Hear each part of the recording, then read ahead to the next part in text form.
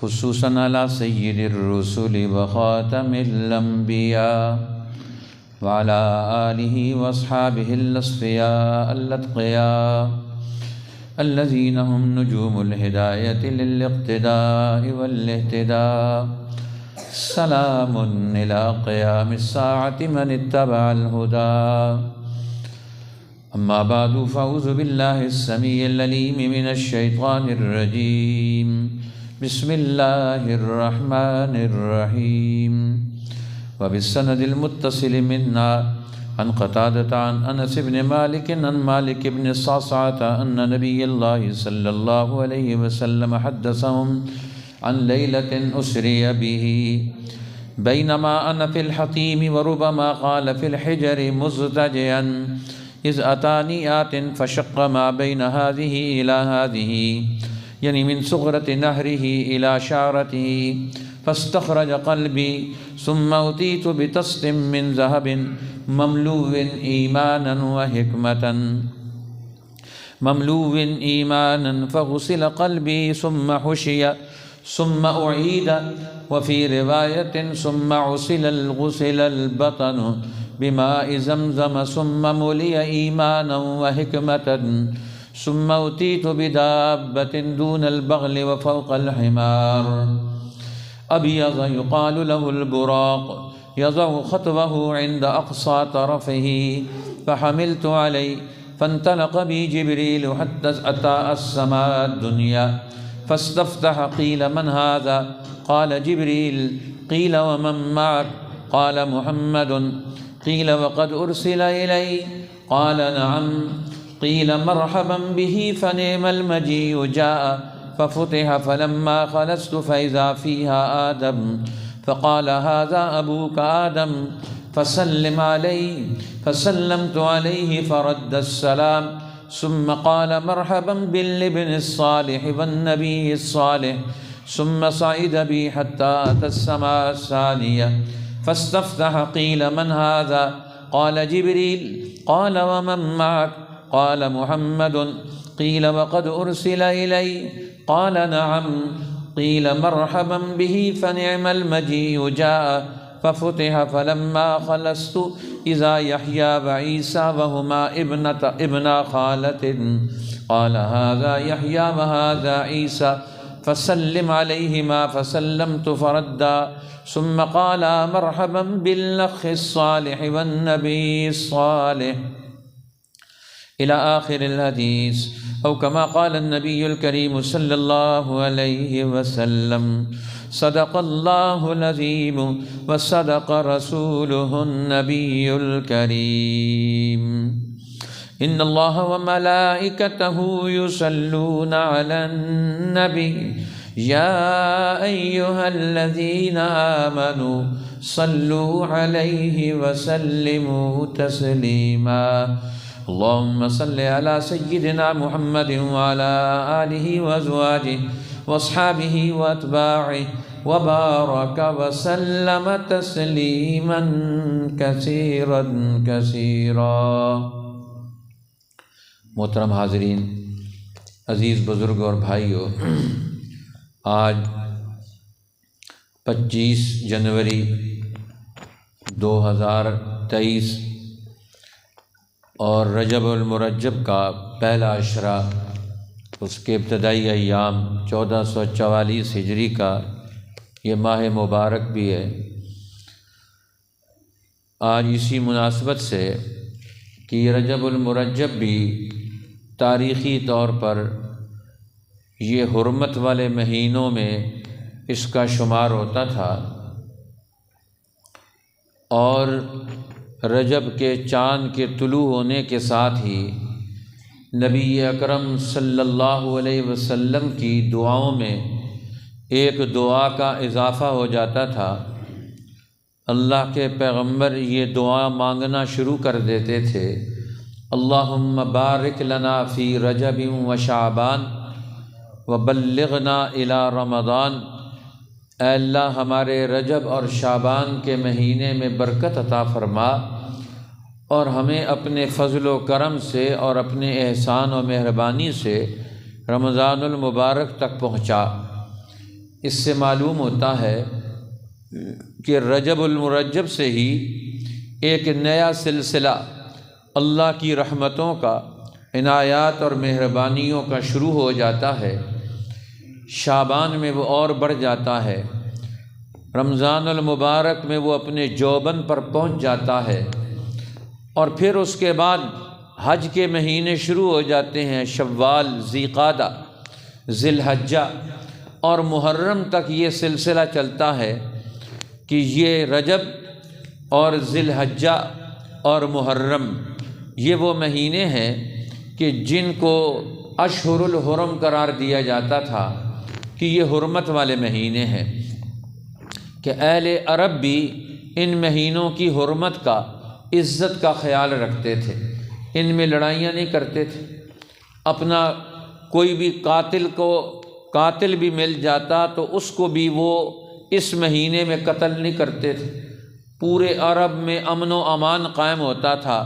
یہ عرب کے اندر بھی اور اس کے قرب و جوار میں بھی لوگ انہی مہینوں میں سفر بھی کرتے تھے، تو انہی مہینوں میں تجارت کے سفر بھی کرتے تھے اور حج کا سفر بھی ہوتا تھا، حج اور تجارت کا سفر جمع ہو جاتا، اور اسی میں رجب کے مہینے میں ہی رسول اللہ صلی اللہ علیہ وسلم کو اللہ نے نبوت کا ایک بڑا سفر عالم ملکوت کا کروایا، پوری کائناتوں کا مطالعہ کروایا، مشاہدہ کروایا۔ یہ بھی رسول اللہ صلی اللہ علیہ وسلم کا ایک بہت بڑا سفر ہے۔ اب جتنا بڑا انسان ہوتا ہے اس کا سفر بھی اتنا ہی بڑا ہوتا ہے، اس کے نتائج بھی وہ اتنے ہی بڑے حاصل کرتا ہے، اور اس کے نتائج اور اثرات وہ ہمیشہ ہمیشہ کے لیے اس کے سفر کے رہتے ہیں۔ اب جن بزرگوں نے، جن اولیاء اللہ نے، جن بڑے بڑے حکمرانوں نے دنیا میں، مدبرین امت نے سفر کیے، قرآن ان کے سفر کو بیان کرتا ہے۔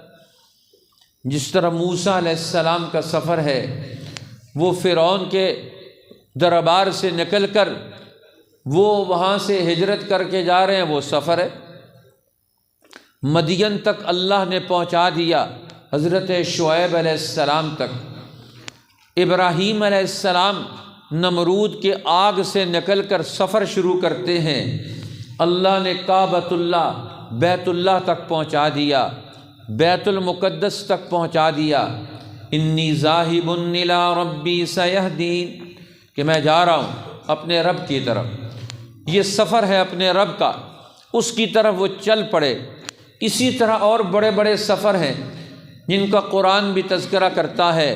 ذوالقرنین کے سفر کا قرآن نے ذکر کیا، یسألونک عن ذی القرنین قل سأتلو علیکم منہ ذکرا، وہ آ کر آپ سے ذوالقرنین کا حال پوچھتے ہیں، میں تمہیں اس کا حال بتاتا ہوں کہ اس نے کتنے لمبے چوڑے سفر کیے۔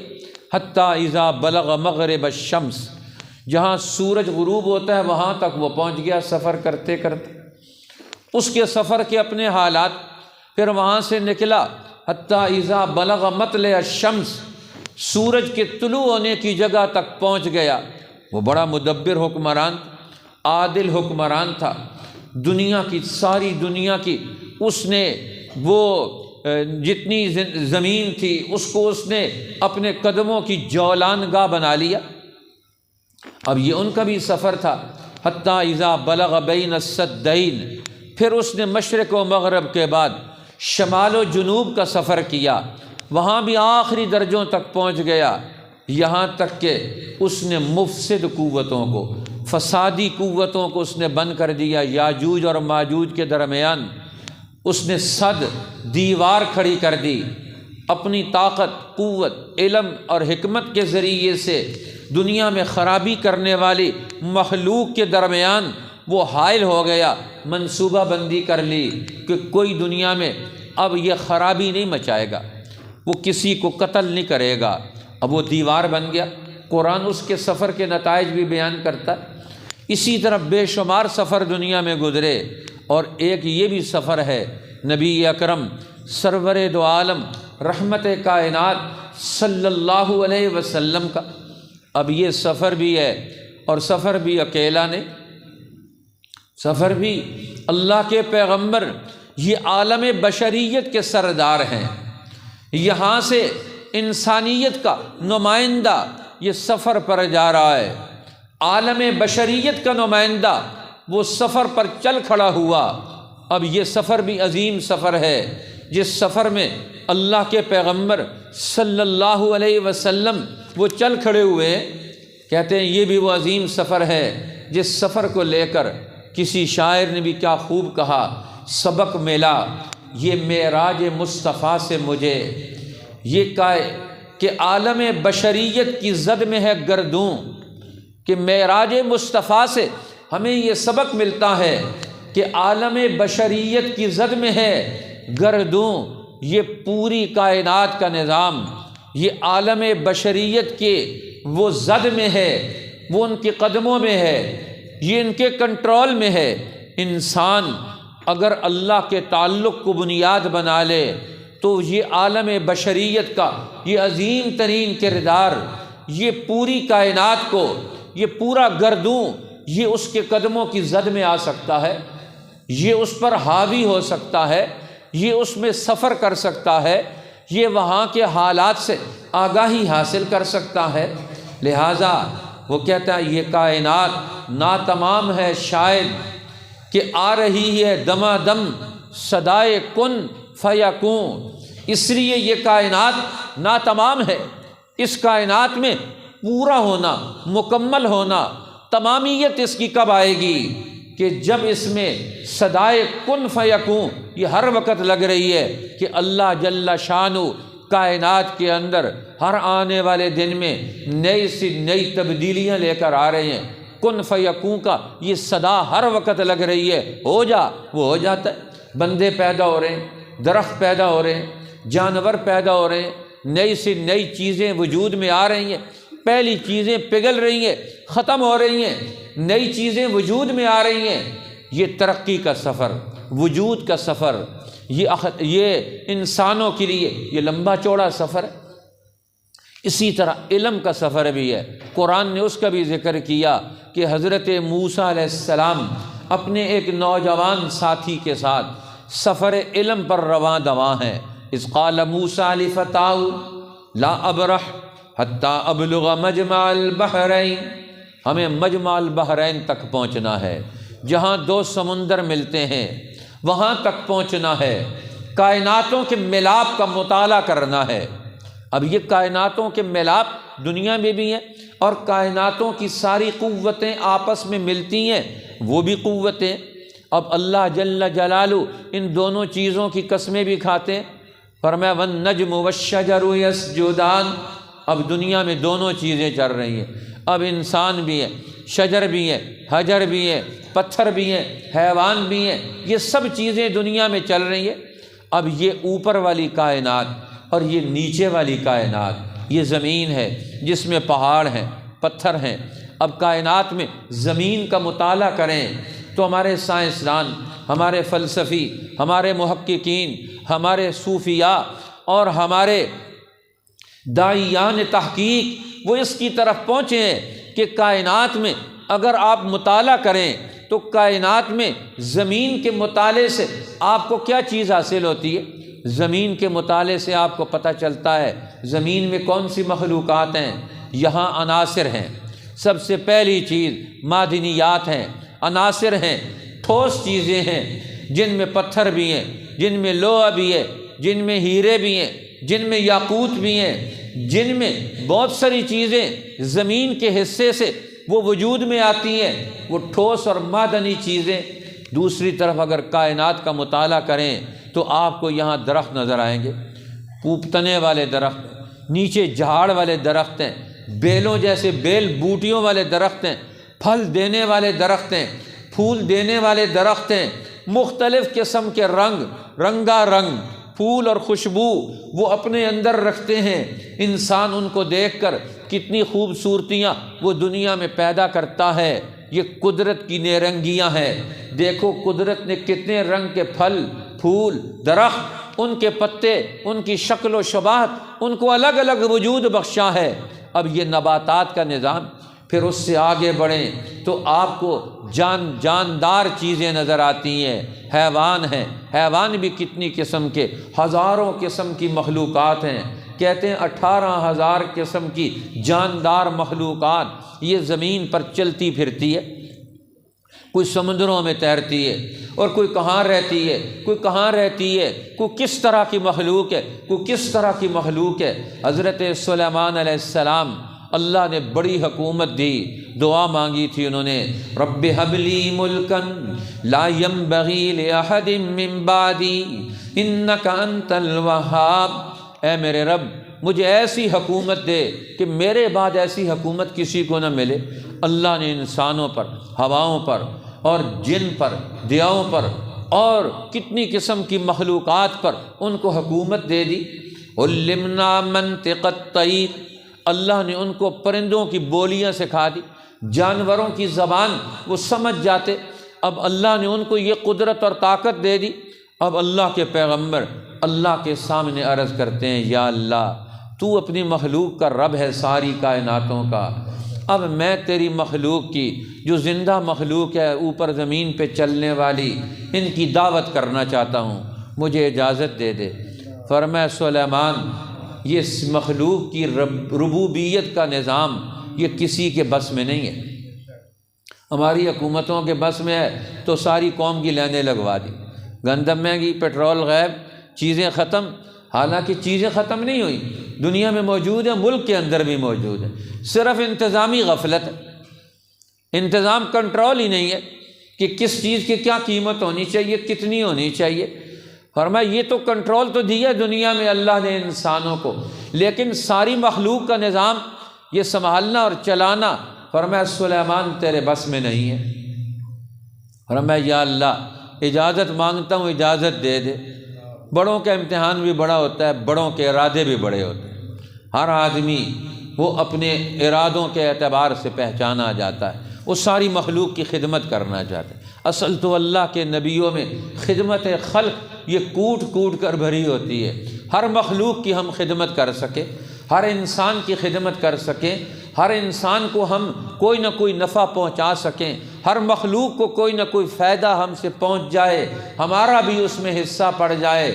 ہر نبی اس میں ہوتا ہے، ہر بڑا انسان اس کوشش میں ہوتا ہے۔ فرمایا اچھا تیاری کر لو۔ اب 6 مہینے انہوں نے لگایا، جنوں کو بھی انسانوں کو بھی، ساری مخلوق کو لگا دیا، تیاری کرو، کھانے پک رہے ہیں، دیگیں چل رہی ہیں، چیزیں آ رہی ہیں، لگ رہی ہیں۔ 6 مہینے تک پکتا رہا، ہزاروں دیگیں تیار ہو گئیں۔ اب جب سب کچھ تیار ہو گیا، مخلوق کی دعوت کرنی ہے، فرمایا صرف 1 دن کی دعوت کا انتظام کروں۔ فرمایا اچھی بات ہے۔ اب مچھلی نے کہا اللہ کے نبی سلیمان علیہ السلام ہم زیادہ دیر پانی سے باہر نہیں رہ سکتے ہیں، لہٰذا ہمیں پہلے فارغ کر دیا جائے۔ تو ایک مچھلی آئی جو انہوں نے 6 مہینے تیار کیا تھا، وہ 1 لقمہ بنا کر کھا گئی۔ سلیمان علیہ السلام سجدے میں گر گئے، یا اللہ یہ میرے بس میں نہیں، سبحان تو پاک، تو عظمتوں کا مالک ہے، ہم تیرے مقابلے میں کچھ بھی نہیں، ہم تو ذرہ ہیں، ہم تو کچھ بھی نہیں، ہم تو عاجز مخلوق ہیں، ہم تو کچھ بھی نہیں، ہم تو ایک محدود سی زندگی دنیا کو لیے ہوئے ہیں۔ اللہ نے اپنے نبی کے اس سفر معراج کو، سفر اسراء کو بیان کیا تو یہ بھی اسی سبحان کے لفظ سے آغاز کیا۔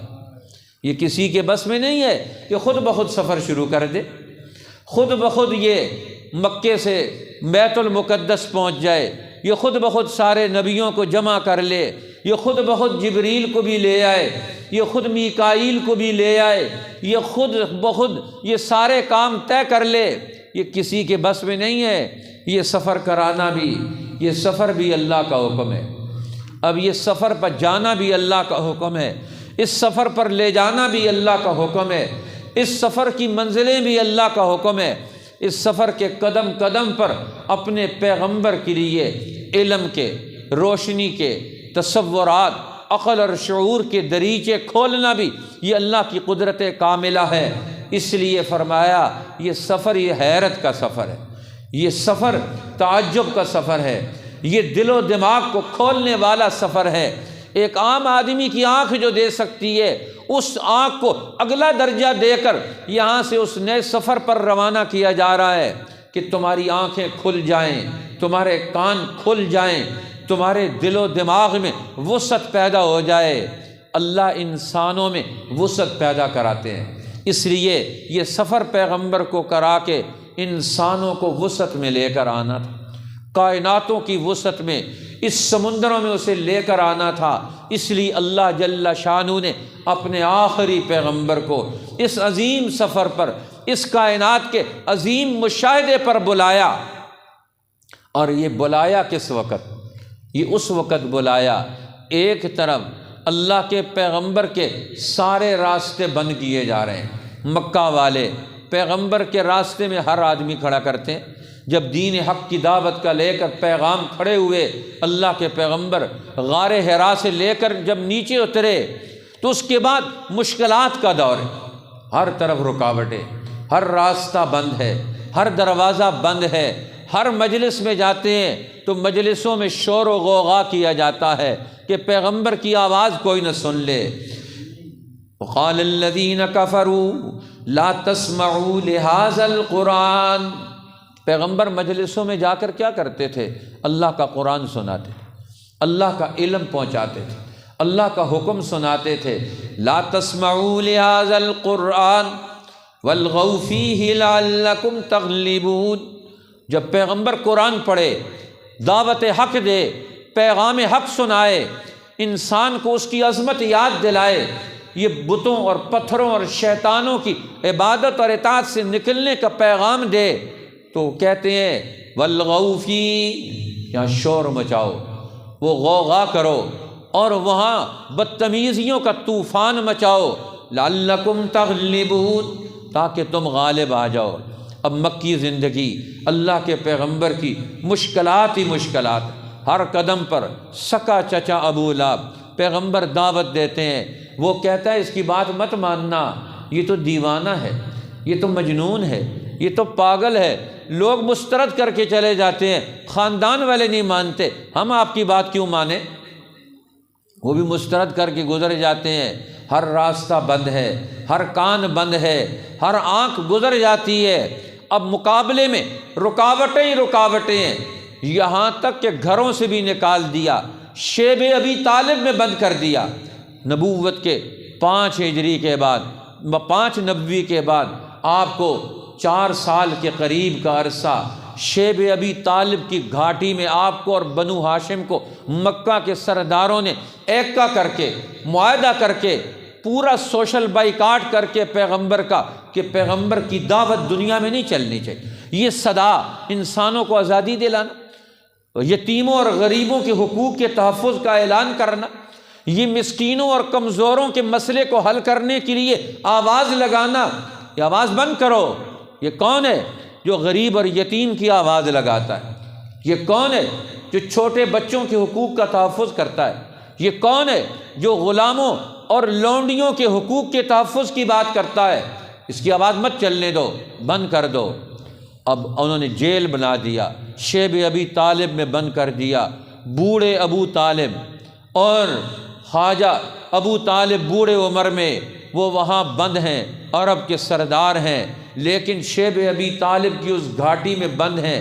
سیدہ خدیجۃ الکبریٰ اس گھاٹی میں بند ہیں، کھانے کی کوئی چیز نہیں، سب کچھ ختم ہو گیا۔ گھاس کھا کر اور چمڑے کو راکھ بنا کر پانی میں گھول کر بچوں کو پلاتے ہیں۔ وہ کون سی مشکل ہے جو دعوت حق کے لیے، انسانوں کی آزادی اور توحید کے نعرے کے لیے پیغمبر حق نے اس کو جھیلا نہ ہو؟ اب ہر طرف سے راستے بند ہیں، ایک طرف سے راستے بند ہو رہے ہیں۔ طائف جاتے ہیں تو وہاں سے پتھر کھا کر، مار کھا کر آتے ہیں۔ اب یہ راستے بند ہیں، ادھر سے دنیا والوں کے، کائنات میں دوسری طرف اللہ راستے کھول دیتا ہے۔ اس لیے انسان کو مایوس نہیں ہونا چاہیے، اہل حق کو اپنی محنت کرنے میں مایوس نہیں ہونا چاہیے کہ ایک طرف راستہ بند ہے تو اللہ دوسری طرف راستہ کھول دیتا ہے۔ انسانوں نے، سرداروں نے راستے بند کر دیے، اللہ نے جنوں کی جماعت بھیج دی۔ دنیا میں سفر بند ہوئے کہ پیغمبر سفر نہیں کر سکیں گے، اللہ نے عرش کا سفر کھول دیا اور میرے حبیب ادھر آ جاؤ، ایک آسمان، دوسرا آسمان، تیسرا آسمان، چوتھا، پانچواں، چھٹا آسمان، ساتواں آسمان، اس سے اوپر کا کائناتوں کا نظام، عالم خلق سے نکل کر عالم امر میں آپ کو پہنچا دوں گا، عالم امر سے نکل کر اوپر کی کائناتوں تک پہنچا دوں گا۔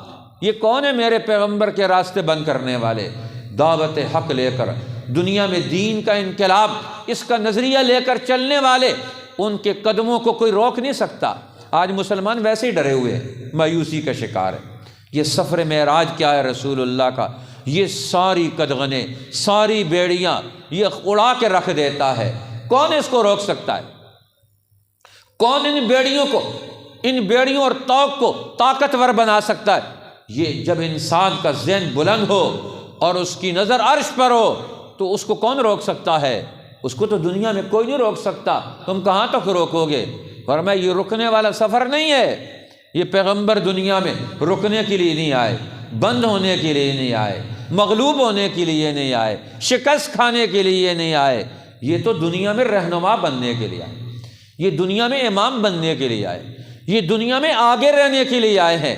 اس لیے ان کو پیچھے دھکیلنا یہ تو تباہی ہے۔ آج دنیا میں کیوں تباہی آ رہی؟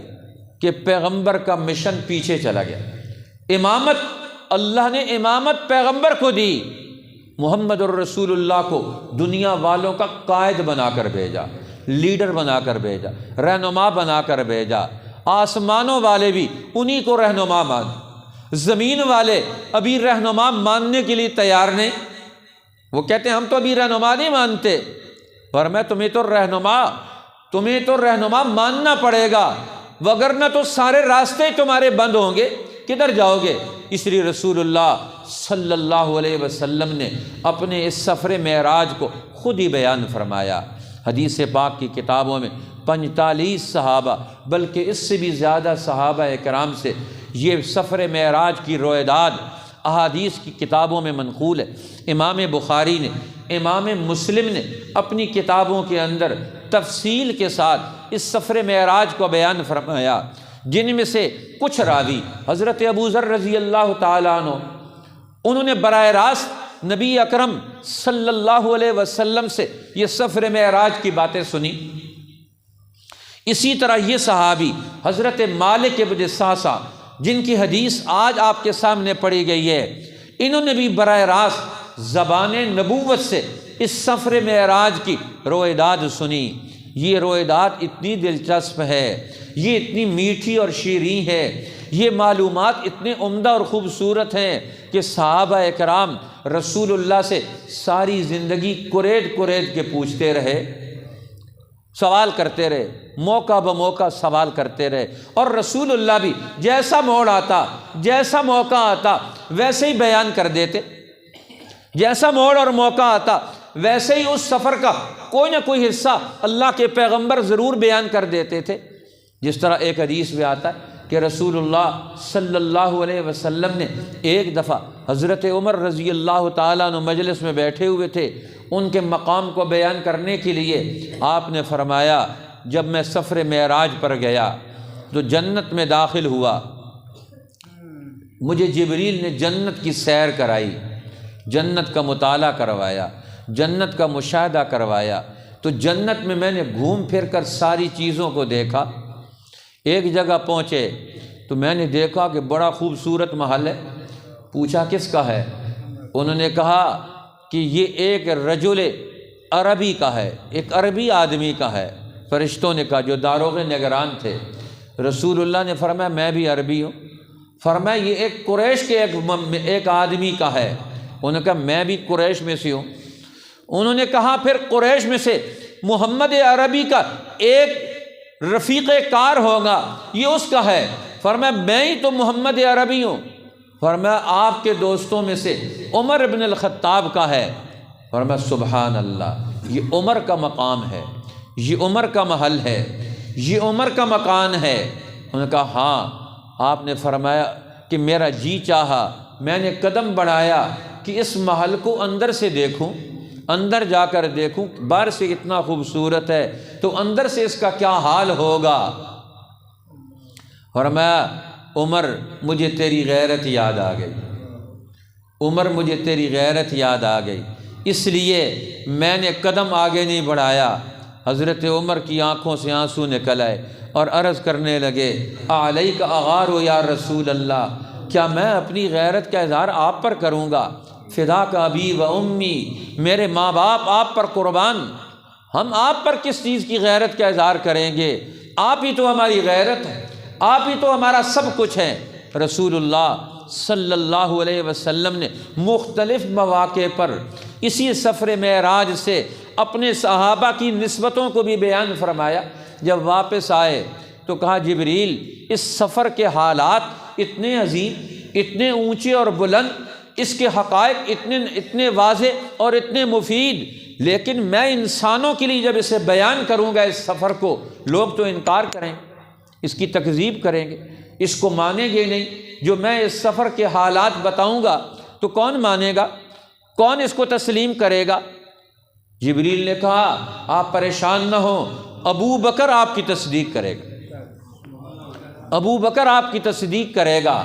تو رسول اللہ صلی اللہ علیہ وسلم نے ابو بکر کو صدیق کا لقب اسی لیے ملا کہ ابو جہل راستے میں ملا۔ حضرت ابو بکر کو وہ کہیں باہر تھے، رسول اللہ صلی اللہ علیہ وسلم رات کو جب یہ سفر کر کے صبح واپس آئے تو صبح رسول اللہ صلی اللہ علیہ وسلم کعبۃ اللہ کے اندر ایک طرف عرب کے سرداروں کی مجلس لگتی تھی اور ایک طرف رسول اللہ صلی اللہ علیہ وسلم حرم میں اپنی مجلس، اپنی نشستگاہ رکھتے تھے، وہاں روزانہ آ کر حرم کے اندر بیٹھتے تھے، مطالعہ اور مشاہدہ کر کون آ رہا ہے، کس کو دیکھنا ہے، کس پر غور کرنا ہے، کس کو کیسے ملاقات کرنی ہے، کس کو کیسے دین سمجھانا ہے۔ اب وہاں پہنچے تو گزرتے ہوئے ہر ایک پوچھتا ہے محمد کوئی نئی بات ہے، تانے کے طور پر، تمسخر کے طور پر وہ سارے سردار روزانہ پوچھ کر جاتے۔ کیا ظاہر ہے روزانہ کوئی نہ کوئی وحی آتی تھی، کوئی روزانہ کوئی نہ کوئی حکم اللہ کا آتا تھا، تو اللہ کے پیغمبر تو جو حکم آتا اس کو فوراً بتا دیتے، انسانوں کو، مسلمانوں کو بھی بتاتے، کافروں کو بھی بتاتے تھے، سب کو بتا دیتے۔ اب جو آپ نے بتایا کہ میں نے تو یہ دیکھا ہے ایک ہی رات میں یہ سفر کیا بیت المقدس تک اور وہاں سے پھر عرش معلیٰ تک اور پھر ساری کائناتوں کا مطالعہ کیا، وہ کہنے لگا ابو جہل کیا یہ باتیں آپ سارے سرداروں کو بتا سکتے ہیں؟ آپ نے فرمایا کیوں نہیں، سب کو بتا سکتا ہوں۔ انہوں نے کہا چلو میں بتاؤں گا تو ہو سکتا ہے لوگ کہیں گے یہ جھوٹ بول رہا ہے، تو اس نے سارے سرداروں کو جمع کر لیا۔ اب سارے سردار جمع ہو گئے، اب رسول اللہ کو کہا محمد بتاؤ ان کو کہ تو نے سفر کیا ہے۔ اب جب آپ نے اپنے سفر کو بیان کیا، سارے حالات سنائے، تو کہنے لگا، سارے کے سارے کہنے لگے ہم تو نہیں مانتے، یہ ممکن ہی نہیں ہے، یہ ہو ہی نہیں سکتا کہ کوئی آدمی اتنی تھوڑی سی دیر میں بیت المقدس تک 2-2.5 مہینوں کا سفر کیسے طے کر سکتا ہے، پھر آسمانوں تک کیسے جا سکتا ہے، یہ تو ہو ہی نہیں سکتا، ناممکن سی بات ہے۔ اب سب تک اللہ نے سارے مکہ میں پیغام پھیل گیا کہ محمد یہ سفر کر گیا۔ اب وہ اسی کو طعن و تشنیع کی بنیاد بناتے ہیں، اسی کو بنیاد بناتے ہیں کہ شاید اسی سے ہم ان کی تکذیب کروائیں۔ ابو جہل ابو بکر صدیق سے ملا، کیا یہ ممکن ہے کہ ایک آدمی ایک ہی رات میں بیت المقدس جائے؟ انہوں نے کہا ممکن نہیں۔ پھر انہوں نے کہا کیا یہ ممکن ہے کہ وہ عرش عظیم تک؟ انہوں نے کہا نہیں۔ تو انہوں نے کہا اگر تیرا ساتھی کہے، انہوں نے کہا وہ کہتے تو بالکل ٹھیک کہتے، اسی وقت کہہ رہے تھے کہ نہیں ہو سکتا، اور کہتے ہیں محمد الرسول اللہ نے کہا ہے محمد نے کہ میں سفر کر کے آیا۔ ابو بکر صدیق کہتے ہیں بالکل وہ کہتے ہیں تو ٹھیک کہتے ہیں، ہو سکتا ہے، وہ سفر کر کے آئے۔ کہتے ہیں ابو سفیان جب رسول اللہ نے خطوط لکھے اور قیصر روم کو خط لکھا، اور قیصر روم کو جب خط لکھا تو اس نے اس خط کی تصدیق کے لیے عرب کے لوگوں کو بلایا، قافلہ تجارت کا ابو سفیان کا تھا 7 ہجری میں، اور اس کو کہا کہ تم بتاؤ ان کے حالات پیغمبر کے۔ اس نے حالات بتائے، ان میں سے ایک حال یہ بھی بتایا کہ وہ ایسی عجیب عجیب سی باتیں کرتا ہے بہکی سی جو سمجھ میں نہیں آتی، تاکہ شان کم ہو جائے۔ اب اس نے کہا کہ وہ کہتے ہیں کہ ایک رات میں میں نے سفر کیا ہے کعبۃ اللہ سے مکہ مکرمہ سے بیت المقدس تک، اور وہاں سے عالم بالا تک سفر کیا ہے۔ اب رسول اللہ کے سفر معراج کی باز گشت پوری دنیا کے ہر میدان میں، ہر دربار میں یہ آواز پہنچ گئی۔ اب ابو سفیان نے کیسر روم کے دربار میں بھی یہ بات کی۔ اب اس نے کہا ابھی اس کا تذکرہ ہو رہا تھا تو وہاں اس کے دربار کا ایک ممبر، بڑا پادری، اسقف اعظم جو بیت المقدس کا پادری تھا، وہ اس مجلس میں وہاں بیٹھا ہوا تھا۔ اس نے کہا بالکل یہ ٹھیک کہتے ہیں کہ انہوں نے ضرور سفر کیا ہے۔ خدا کی شان، اللہ دشمن کے گھر سے ہی تصدیق نامہ پیدا کر دے۔ اب وہ کھڑا ہو گیا، اس نے کہا میں بھی اس کی گواہی دیتا ہوں ضرور انہوں نے سفر کیا ہے۔ اب اس نے کہا بیان کرو۔ انہوں نے کہا ایک رات میں بیت المقدس کے دروازے سب سے آخر میں بند کرتا تھا، یہ ہیکل سلیمانی ہے، سلیمان علیہ السلام نے جنوں سے یہ تعمیر کروائی تھی۔ اب وہاں اس کے دروازے بند کرنے کے لیے سب سے آخر میں رات کو دروازہ بند کرتا تھا۔ اب ایک دروازہ بند کرنے کے لیے جب میں آیا تو دروازہ بند نہیں ہوتا۔ میں نے کیا دیکھا کہ اوپر دروازے کا شتیر یہ دروازے کے اوپر آ کر کھڑا ہو گیا، دروازے کو ہلنے نہیں دیتا۔ مجھے یاد ہے یہ واقعہ ہمارے والد صاحب مرحوم نے جمعے کے خطبے میں بیان فرمایا تھا، مجھے آج بھی یاد ہے۔ اور اب کہتے ہیں وہ چلا گیا دروازے کو چھوڑ کر، یہ تو بند نہیں ہوتا۔ اب رات دیر ہو گئی ہے، صبح بڑھئی کو بلاؤں گا، مستری کو بلاؤں گا، ترخان کو، اور یہ دروازہ درست کرواؤں گا۔ اب کہتا ہے میں صبح جب آیا اور آ کر دیکھا تو وہ دروازہ بالکل صحیح تھا اور اوپر وہ شتیر واپس اوپر چلا گیا۔ اب میں نے باہر نکل کر دیکھا تو بیت المقدس کے اس دروازے کے باہر میدان، اس میدان میں ایک درخت ہے اور وہاں ایک پتھر پڑا ہوا ہے جس کے ساتھ لوگ آ کر سواریاں باندھتے۔ تو میں نے دیکھا کہ عرصہ دراز سے وہ پتھر، اس کا سوراخ بند تھا، اور اس رات میں دیکھا کہ اس کا سوراخ کھلا ہوا تھا اور وہاں سواریوں کے قدموں کے نشانات تھے، بے شمار سواریوں کے قدموں کے نشانات مجھے اس میدان میں نظر آئے۔ تو یہ صحیح کہتے ہیں کہ اس رات میں یہ ضرور سفر ہوا ہے وہاں کا۔ اب اللہ کی شان دیکھیں کہ کتنا پیغمبر کا عظیم سفر ہے، سفر معراج، جس میں اللہ کے رسول صلی اللہ علیہ وسلم کو اللہ جل شانہ نے اپنی نبوت کا پورا دور، نبوت کے اگلا دور، نبوت سے پہلے کا دور، آدم علیہ السلام سے لے کر آپ تک سارے نبیوں کا دور، یہ سارا کچھ اللہ نے آپ کو بتا دیا، ایک ہی رات میں سارا مطالعہ اور مشاہدہ کروا دیا۔ اب پیغمبر کا وزن، ویژن، آپ کی سوچ، آپ کا حوصلہ، آپ کا دل و دماغ کتنا بڑا ہے، اس میں کتنی معلومات ہیں، اس میں کتنے دلائل ہیں، اس میں کتنے مشاہدات ہیں، آج اس کا کوئی نبی بھی تصور نہیں کر سکتا۔ ہم تو کچھ تصور کر ہی نہیں سکتے۔ اللہ کے پیغمبر کا سینہ وہ کتنا بڑا خزینہ ہے، جس کو خود قرآن کہتا ہے الم نشرح لک صدرک، ہم نے آپ کے سینوں کو کتنا کھول دیا، اس میں ہم نے کائناتوں کا وسیع علم بھر دیا۔ حضرت مالک ابن صعصع بیان کرتے ہیں ان نبی اللہ صلی اللہ علیہ وسلم حدثہم عن لیلۃ، اس سفر کی رویداد آپ بھی سنیں، رسول اللہ کے الفاظ جو حضرت مالک ابن صعصع نے خود رسول اللہ سے سنے تھے۔ وہ فرماتے ہیں کہ ہمیں رسول اللہ نے خود بیان فرمایا اس رات کے بارے میں، اسری بہ، جس میں آپ کو راتوں رات سیر کرائی گئی۔ آپ نے فرمایا بینا انا نائم فی الحتیم، میں اس حال میں کہ میں حتیم میں سویا ہوا تھا۔ ایک حدیث میں آتا ہے بین الیقظۃ والنوم، میں سونے اور بیدار ہونے کے درمیانی حالت میں تھا۔ ابھی ابھی جس طرح آدمی لیٹتا ہے، نہ پوری نیند ہے اور نہ پوری طرح بیدار ہے، بین الیقظۃ والنوم، نیند اور بیداری دونوں کی درمیانی حالت تھی۔ کیونکہ دوسرے حدیث میں آتا ہے عشاء کی نماز پڑھ کے تھوڑی دیر اللہ کے پیغمبر حرم کے اندر ہی، حتیم کے اندر ہی قال فی الحجر مضطجعا، میں ہجر میں حتیم کے اندر لیٹا ہوا۔ حتیم وہ حصہ ہے جو کعبۃ اللہ کے قریب، جس وہ دیوار بنی ہوئی ہے، جہاں میزاب کعبہ ہے، میزاب رحمت ہے، پرنالہ لگا ہوا ہے، اس کے اندر کا حصہ جہاں دیوار بنی ہوئی ہے، تصویر میں بھی نظر آتی ہے، یہ حتیم کا حصہ ہے، اس کو حجر کہا جاتا ہے، رکاوٹ، آڑ۔ یہ حضرت اسماعیل علیہ السلام نے کعبۃ اللہ کے پاس رہتے تھے، اس وقت تو یہ سارا وادی ہوتا تھا، تو حضرت اسماعیل علیہ السلام نے اپنی بکریوں کو بند کرنے کے لیے کعبۃ اللہ کے ارد گرد یہ اس طرح تھوڑی سی دیوار بنائی ہوئی تھی، جگہ بنائی ہوئی تھی کعبۃ اللہ کے ارد گرد۔ ابھی تو میزاب رحمت کے نیچے 6 فٹ 5 فٹ 5.5 فٹ یہ 6 فٹ کے قریب کا جو حصہ ہے، یہ حصہ تو کعبۃ اللہ کے اندر کا ہے، باقی جو حصہ تھا یہ باہر کا تھا۔ اب حضرت اسماعیل علیہ السلام کی بکریاں اس دور میں رات کو وہاں قیام کرتی تھیں، وہ روک کر ان کو رکھا جاتا تھا وہاں۔ فرمایا رسول اللہ نے، اب وہاں بکریاں نہیں ہوتی لیکن وہاں لوگ عبادت کے لیے آتے تھے، لیکن کعبۃ اللہ میں تھا۔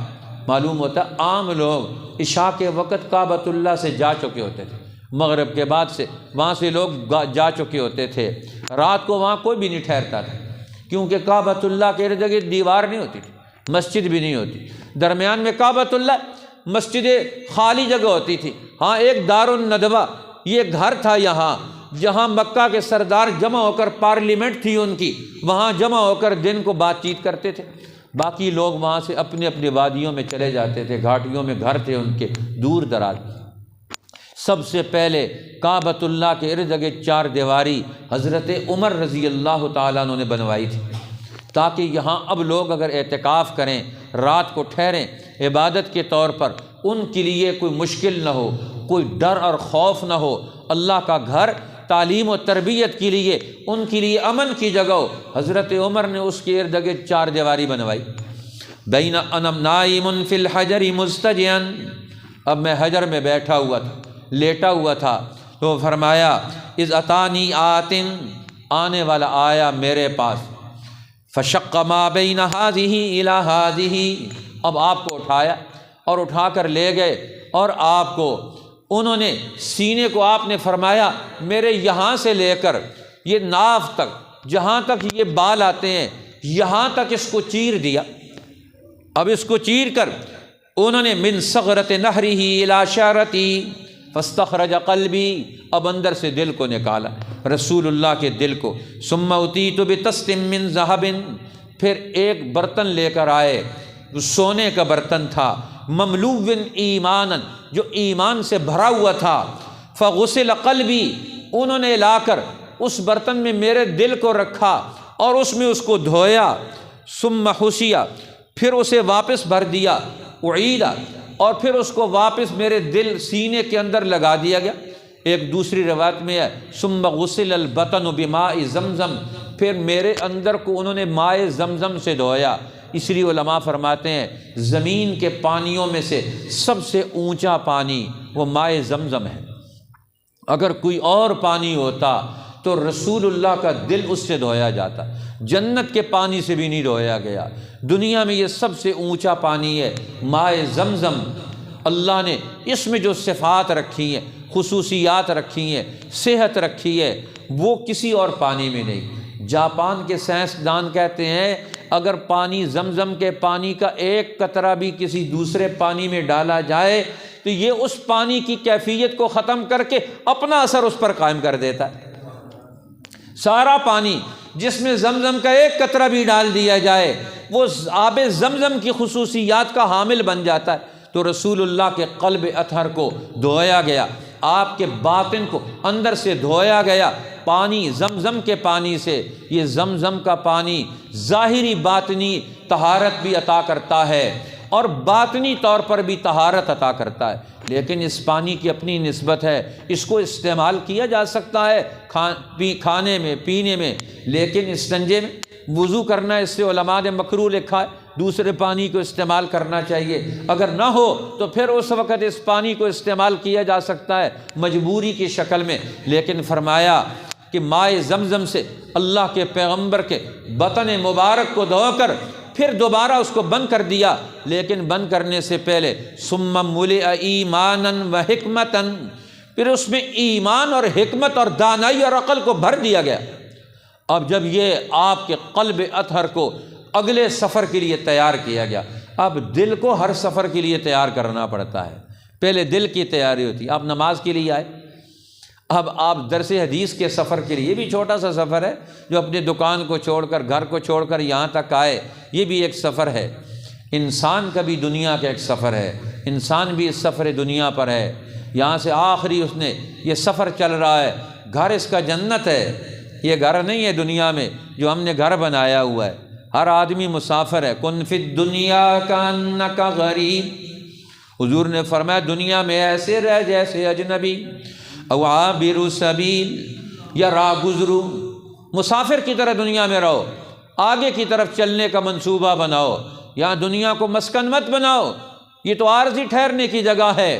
لہٰذا اب یہ چھوٹا سفر ہے، اور ہر سفر انسان اپنے دل کی قدرتوں سے طے کرتا ہے۔ اب رسول اللہ وہاں سے نکلے، آپ کو سواری دی گئی، اور سواری بھی عالم ملکوت کی دی گئی۔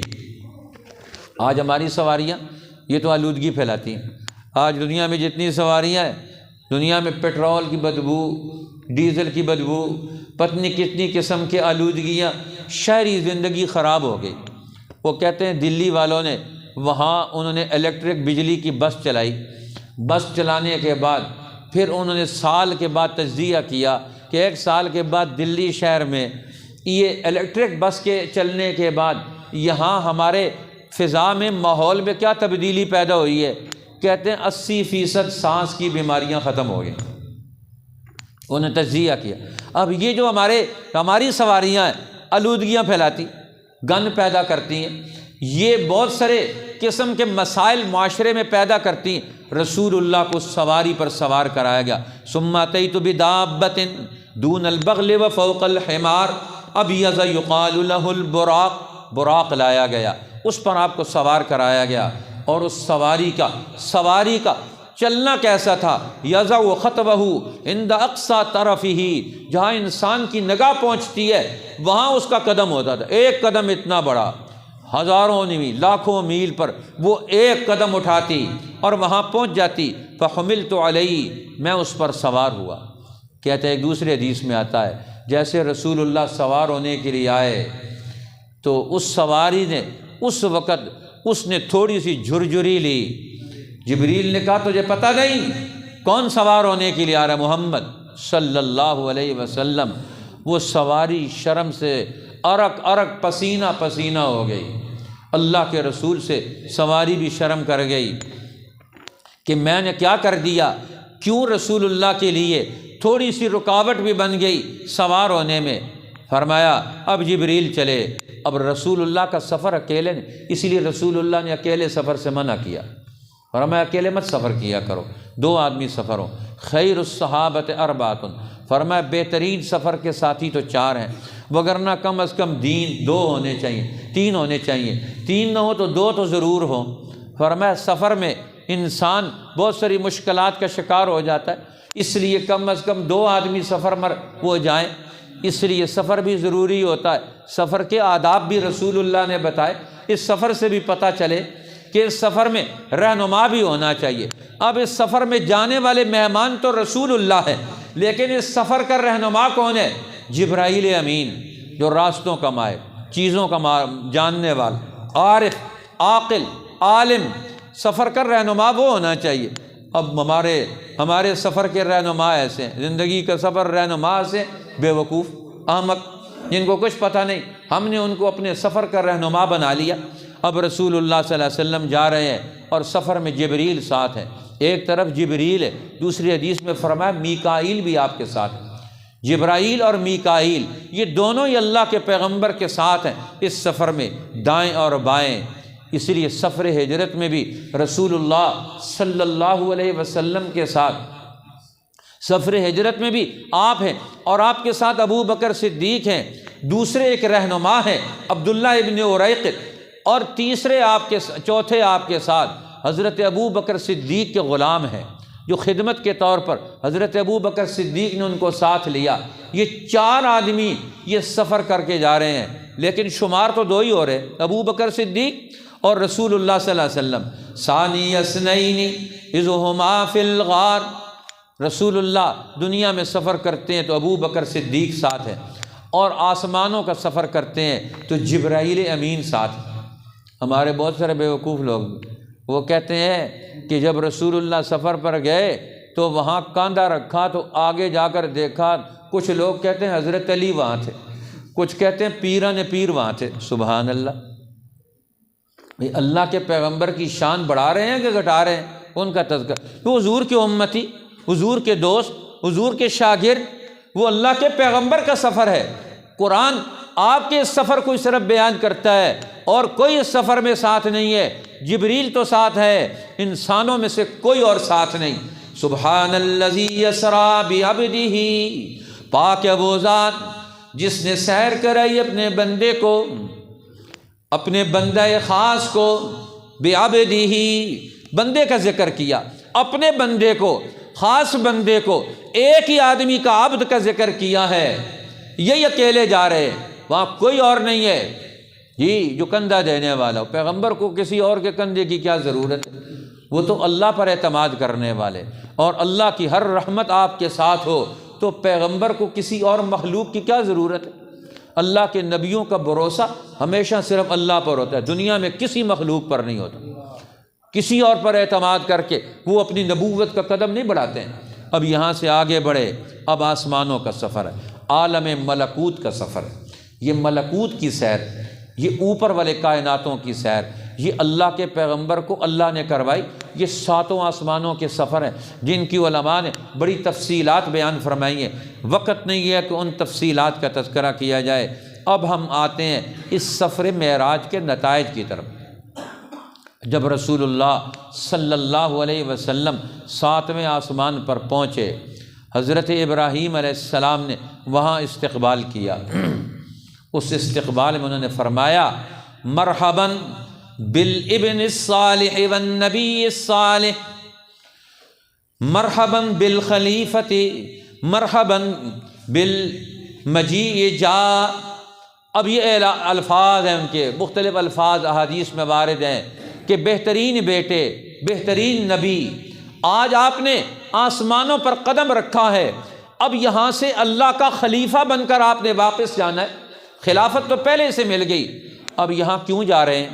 اس سفر معراج پر اللہ نے کیوں بلایا؟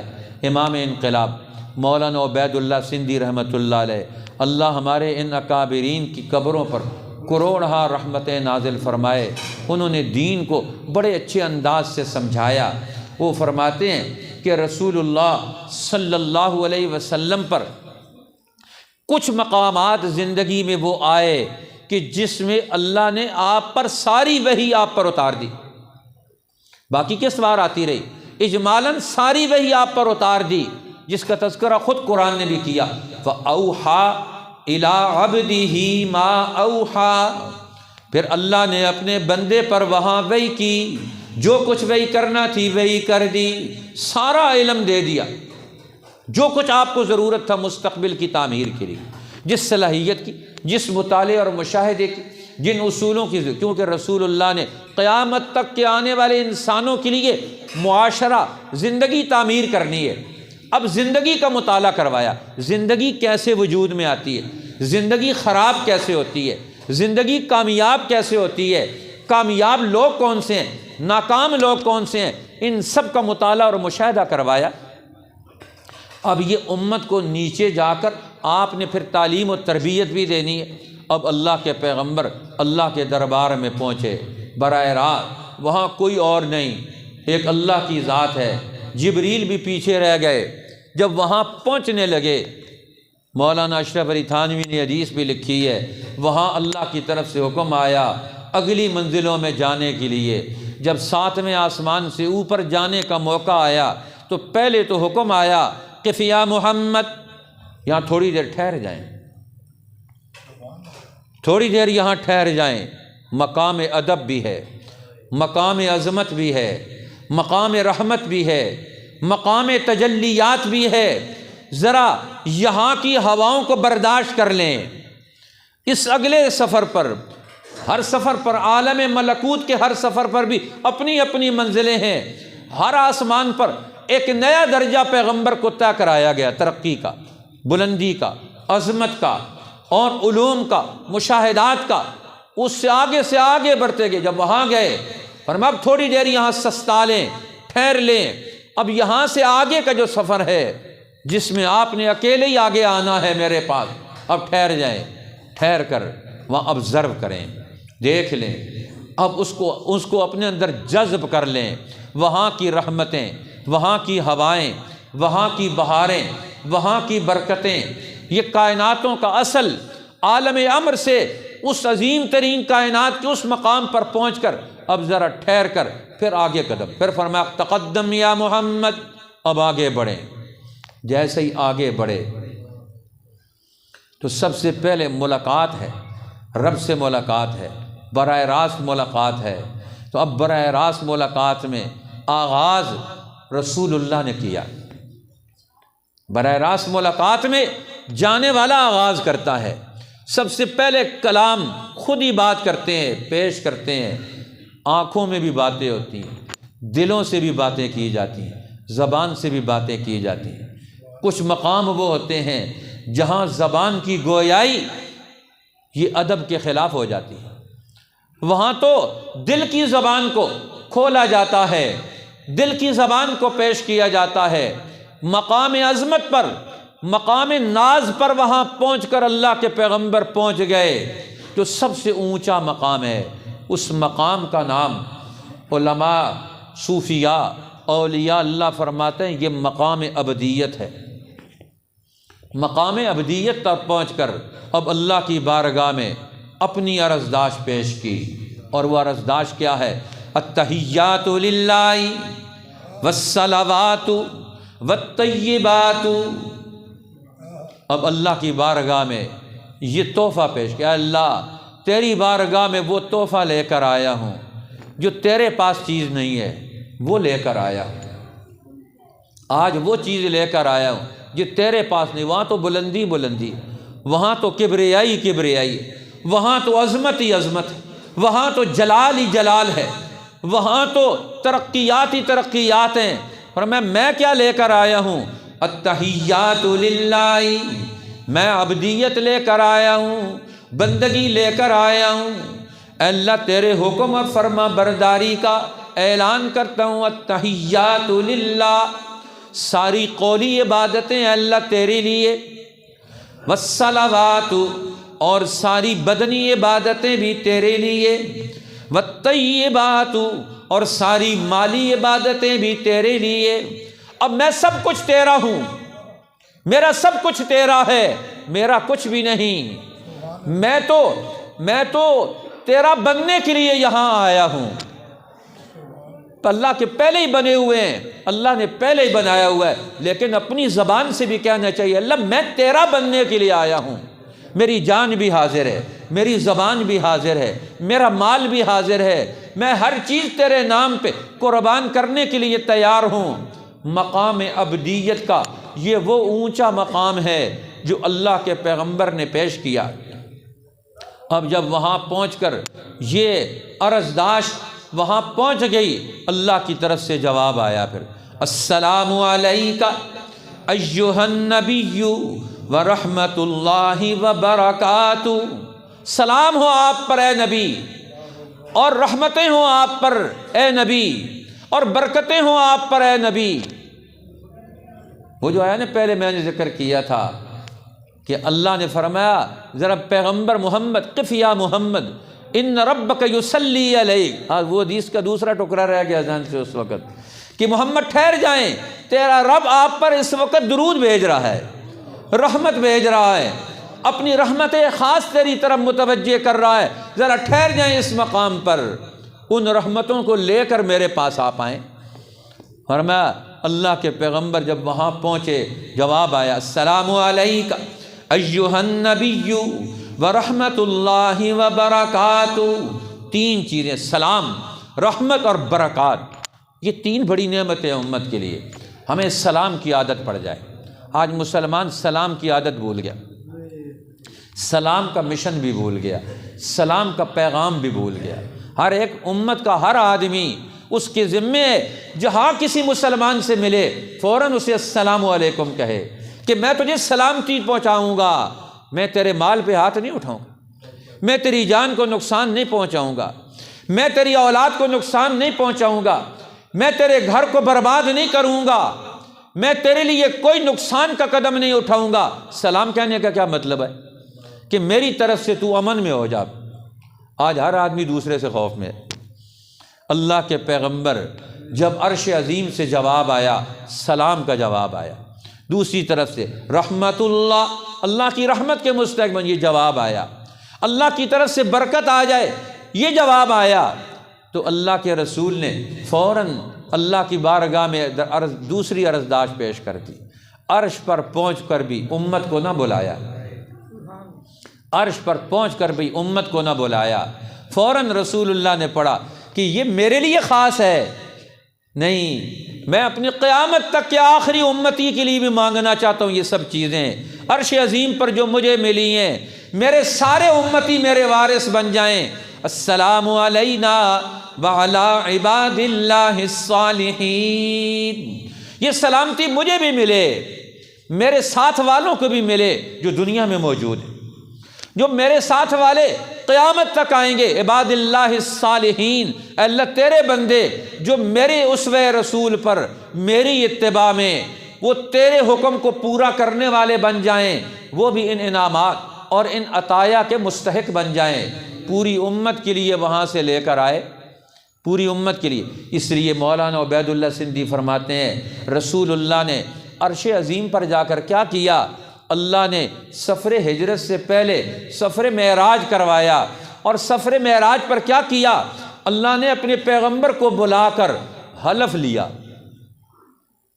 اس لیے یہ سورہ بقرہ کی آخری آیات حضور نے فرمایا یہ عرش عظیم پر براہ راست اللہ نے مجھے عطا فرمائی، جبریل کے ذریعے سے نہیں۔ خواتیم سورۃ البقرہ، یہ سورۃ البقرہ کا اختتام یہ میرے سفر معراج کا حاصل ہے، اور سفر معراج کا یہ حاصل کہ اللہ کے پیغمبر حلف اٹھا رہے ہیں پوری امت کی طرف سے، پوری امت کی طرف سے حلف اٹھا کر اللہ میں بھی، سارے رسول بھی، میرے سارے امتی بھی اب تیرے دین کے تیرے حکم کے محافظ بن کے دنیا میں رہیں گے۔ جی آمن الرسول بما انزل الیہ من ربہ والمؤمنون، ایمان لائے رسول بھی، رسول نے بھی مان لیا، ایمان والوں نے بھی مان لیا۔ کس چیز کو مان لیا؟ ہر اس چیز کو، بما انزل الیہ من ربہ والمؤمنون، جو کچھ اللہ نے اتارا، سارا دین، سارا قرآن، ساری شریعت، سارا پیغمبر کا پورا نظام علم و عمل، سب کچھ کو انہوں نے مان لیا۔ آج ہم نے آدھا آدھا مان لیا، آدھا چھوڑ دیا۔ رسول اللہ تو وہاں حلف اٹھا کر آئے، سارے کو مانتے ہیں، اور آج مسلمان آدھے کو مانتے ہیں، آدھے کو پڑھتے ہیں، آدھے پڑھتے ہی نہیں ہیں۔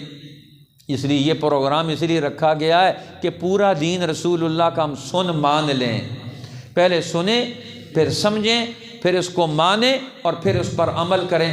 اس لیے یہ ضروری ہے۔ فرمایا وہاں عرش عظیم پر اپنی طرف سے اور ہر امتی کی طرف سے اللہ کے رسول حلف اٹھا کر آئے، وہاں سے اللہ کے رسول خلیفۃ اللہ فی الارض بن کر آئے، اللہ کے پیغمبر براہ راست اللہ کے خلیفہ، اور اللہ کے رسول کے خلافت کا اگلا سلسلہ چلا پھر کہ رسول اللہ کا خلیفہ کون ہے؟ وہ ابو بکر صدیق ہے، خلیفہ بلا فصل، سب سے پہلے خلیفہ اللہ کے پیغمبر کے وہ حضرت ابو بکر صدیق ہیں۔ پھر ابو بکر صدیق کے خلیفہ حضرت عمر ابن الخطاب ہیں، پھر عمر ابن الخطاب کے خلیفہ حضرت عثمان ہیں، پھر حضرت عثمان کے خلیفہ حضرت علی ہے۔ اب یہاں تک تو خلافت پورے دین کی چلتی رہی، اور اس کے بعد یہ خلافت پیغمبر کی یہ سلسلوں میں آگے بڑھی، یہ علماء کے سلسلے ہیں، یہ صوفیاء کے سلسلے ہیں، یہ حکمرانوں کے عادل حکمرانوں کے سلسلے ہیں۔ یہ پیغمبر کی خلافت تینوں شکلوں میں آگے بڑھ رہی ہے۔ جو پیغمبر کی یہ خلفاء قیامت تک پیغمبر کی سلسلہ خلافت اور نبوت کو قائم رکھیں گے۔